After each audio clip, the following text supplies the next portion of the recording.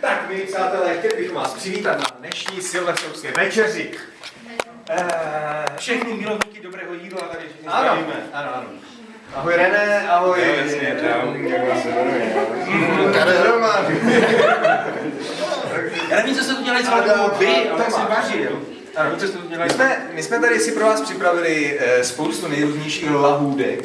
Vybraných lahůdek. Speciality. Jo, ještě dřív než budeme pokračovat, bych chtěl říct, že dřív než odejdete, tak kdo to bude vybírat ty peníze? To byl vtip. Tak, hlavně pojďte jíst. Ano. Takže máme pro vás toto menu a my vám teď postupně řekneme, kdo si co pro vás připravoval, uvařil. Takže budete mít na výběr a René vám za chvíli řekne tu organizaci, jak se to vlastně... Jo.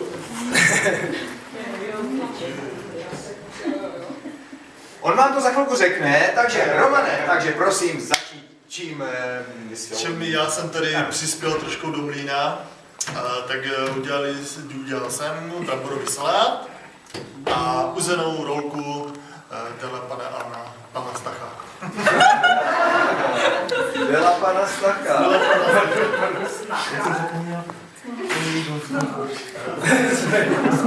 Ano, pozor, svoje jídlo ještě v době, ale byla ještě propečené, takže Adame.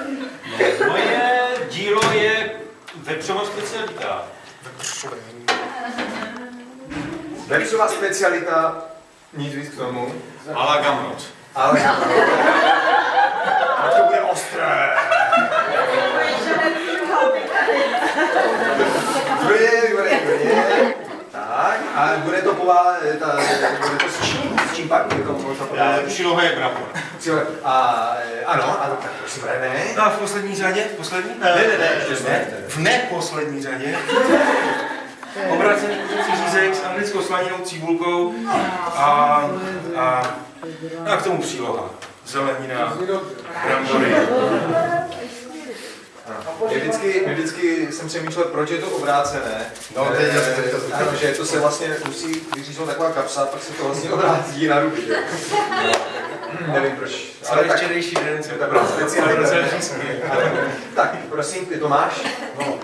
Já jsem si připravil bolonské špagety, který mě naučil mistr kuchař přímo z Itálie Boloně, jak jsem složil na vojně. Tak je tam... No. Ty jsi byl v Itálii? Ano, na vojně. No, máme tady žoldák. A jak mě tam jakoby zavřeli do žaláře, tak mě tam zavřeli i s mistrem kuchařem, který za ty bolonské špagety byl i taky zavřený. Takže nevím, jak vám budou chutnat, ale že vám to prospěje a že mě nezavřete tak, jak toho kuchaře. Ty můžeš, jak to budou cítit? No, nějaké to železo určitě. Jak jsem se dověděl, tak boloňské špagety nejsou s párkem, ale z hovězího masa. S hovězím masem. Takže něco pro vegetariány. Ano, teď tady mám, já jsem si taky pro vás něco připravil, když před časem, v podstatě je to takový, jako jsem takovým zástupcem Daniela tady, paneč, on si myslím, že kdyby tady byl a kdyby tady s náma vařil, tak by vařil to, co jsem uvařil já. A to jsou tedy tortily plněné mexickým takovým jako masem krutím. Tabasco tam ještě není, ale trošku pozorní. Ale tady jsou máme 3 druhy tabaska. Doporučuji tady toto uzené, to je moje oblíbené. Není až tak pálivé. Jako tady to červené, už tam toho taky moc není. Nevidíte, a potom máme zelené, to je takové chuťově zajímavé, bych řekl. Takže vyzkoušíte cokoliv. Takže jsou to tortily prostě s mexickou omáčkou, s mexickým takovým prostě, jak se tomu říká, no torty, chili con carne, myslím, tam je koření a to je asi tak všechno. Jo. Potom ještě máme takovou drobnou svačinku, která přijde až později a to budou... Vorvaní, chobotnice, bude tam i chobotnice, darimoře a krávy. Mušle. Chobotnice a mušle.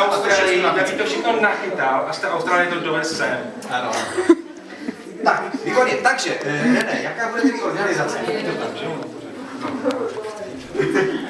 René, jaká bude organizace? Organizace bude následující, já se musím naučit. Ale jak nabízí ty zvířata, jako to dělá trošku jiný.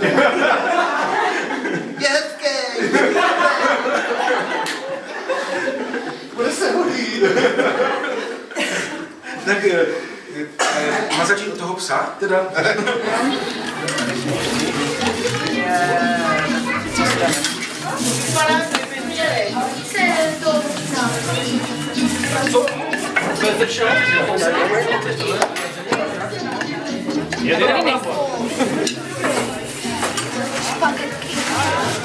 Jak mám nabírat?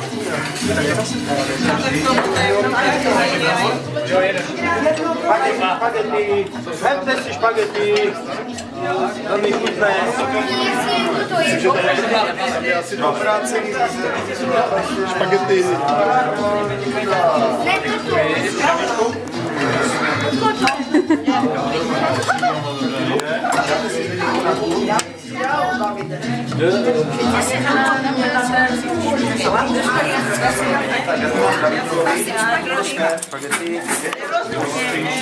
Trošičku, bo tego je dneska hodně.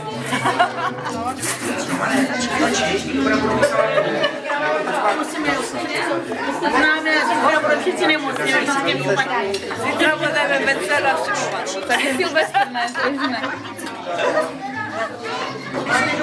Síra, tak, ale trošičku, opravdu trošičku. To budete litovat, trošku nebude. Tak právě všichni budou chtít, každý bude chtít něco zkusit, ne? Ještě? Stačí. Taky takový, pochutnáme všetci.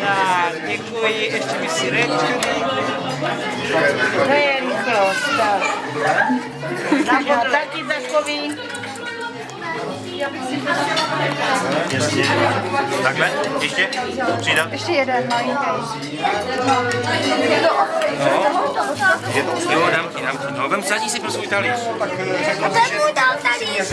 Máš ho? Máš? Dobrá, jasně. Takhle, jestli máš taky teďka tady tenhle, taky ten malinký, to pak si přijdeš ještě pro jeden, no?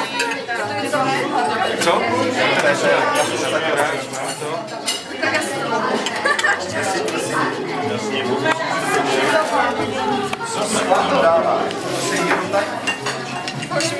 Můžu, Mašičko? Přinesu teda zapisanou smetanu. Avokádovou měl jsem sehnal. Tak, co můžu nabídnout? Děkuji, aby si A ještě zalezala. tady taky trošku masička, aby si mohl pokusit. Ukaž si který kousek? To je jedno. To je jedno. Ty máš brambory. Já nechci brambory, já budu mít salát bramborový. Nebudeš spát brambory. Děkuju. A chceš ještě k tomu tohle, třeba cibulku a toto přidat? Můžeš? Dobrý. No, Dobrá. Dobré? Ale nebudu ti dávat celý luk, dám ti kousek, jo? Prosím. Ten menší si vem, dobrý.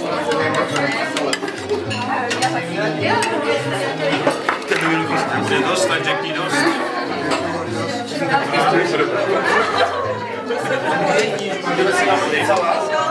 Jo. Zkusím ten tvůj obracený. Jasně, vůbec si který chceš. Tenhle je akorát pro tebe, ne?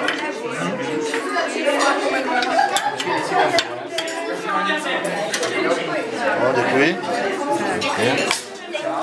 To je speciální. Jo, přijď. Vyber si ukážku. Jedno, Počkej. Tady z druhé strany je ten špek, jo? Aha. Ještě. Teď se ještě dívám, jestli vidím nějaký špeček volnej. Tady chceš ještě? Ne?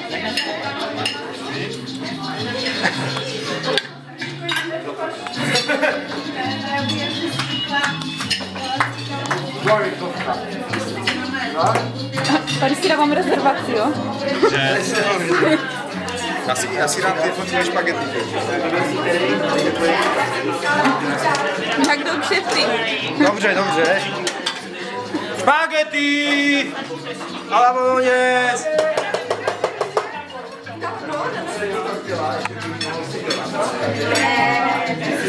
Přidáme špagety.